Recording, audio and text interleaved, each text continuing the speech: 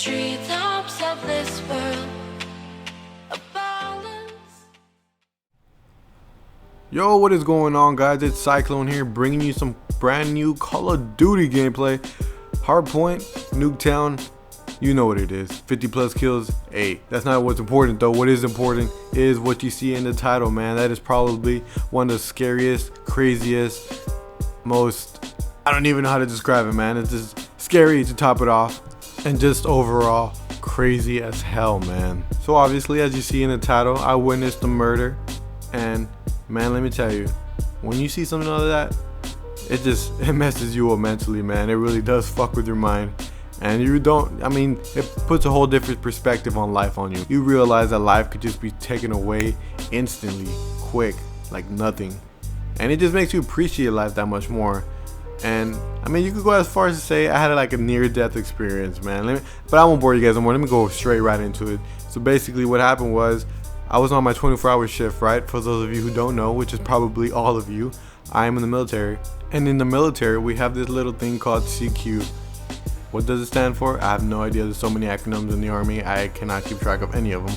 But it is basically where you stay downstairs in like a desk and you almost guard a building for 24 hours. I mean, you're just there witnessing everything and just reevaluating your life decisions. So, I mean, that's how much time you have. But anyways, I am sitting down and it's about 8 hours into my shift. So my supervisor goes, you know, why don't you go take a break, go get some dinner, and come back in 4 hours. I'm like, oh, cool, all right, I'll get some food, I don't mind. So I go to my car and I'm just like, what do I want to eat, you know?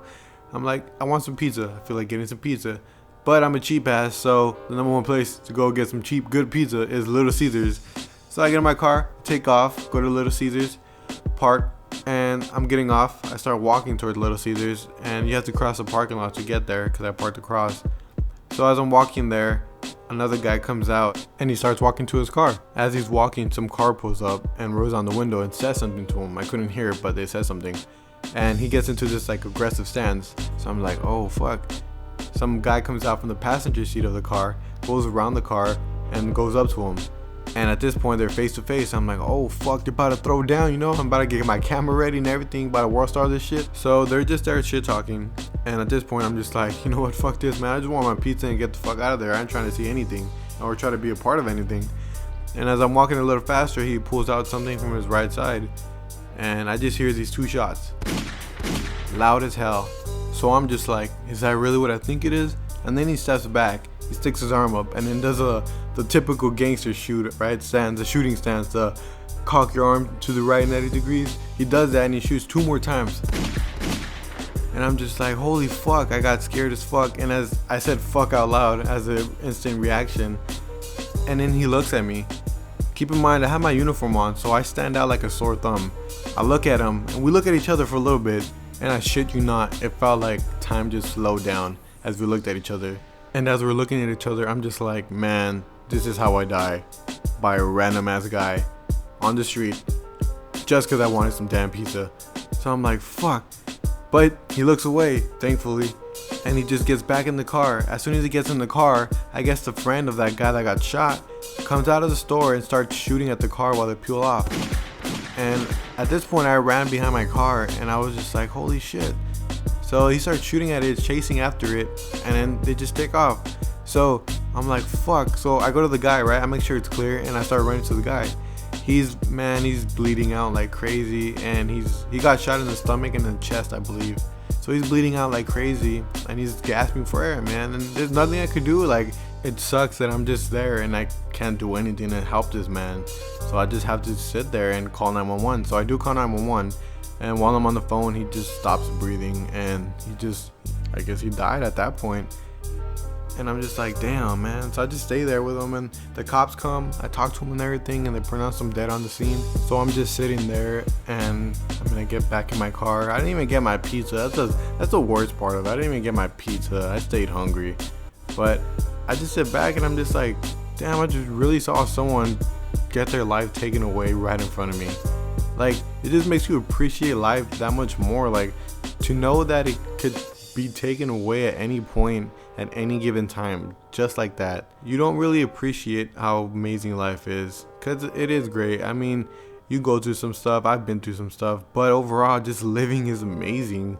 The fact that we wake up every single day is just amazing in itself.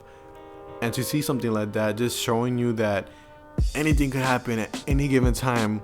This man was just getting a pizza coming out and he got shot, you know? So it's like, wow, you just want to do everything you can because you never know when your time is, and that's the scary part. But at the same time, you can't just be caught up on thinking, oh, when am I gonna die? When am I gonna die?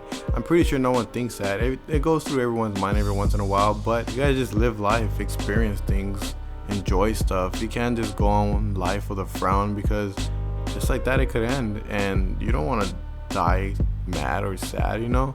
Nobody wants to die mad or sad, and your family doesn't want to remember you being mad or something.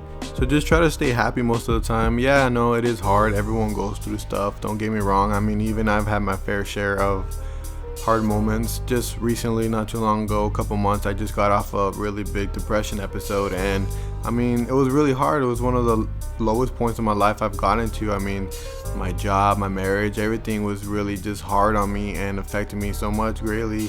Also, part of it because I was young and inexperienced. I had no experience with life in itself, but like I said, I prevailed through it, and it was hard. I had to get counseling and all this, but sometimes it just takes a different perspective from someone else to help you access that happiness and to change that thought process of what you go through and what you think through. Because believe it or not, just thinking of how something is really changes how you feel, because your mind and everything has a really big impact on how you feel overall.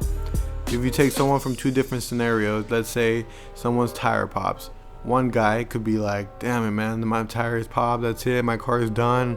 They all of a sudden go into this chaotic moment and just start thinking the worst.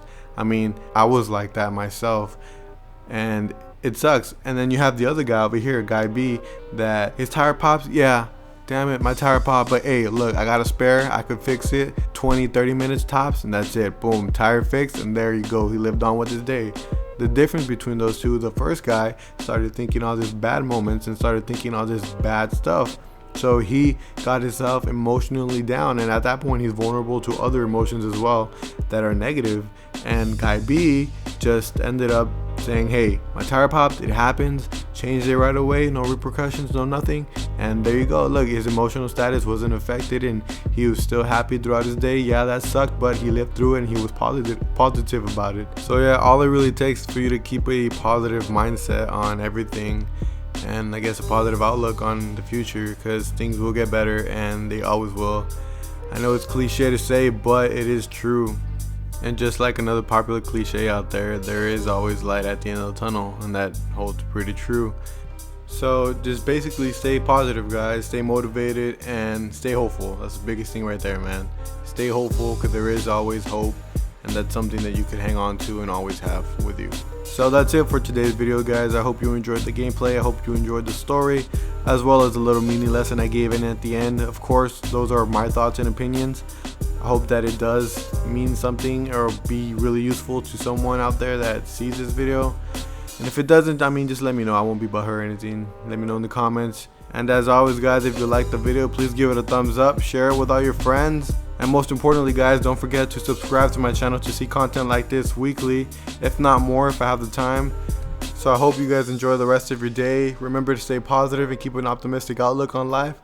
Most importantly, keep that chin up, man. Peace.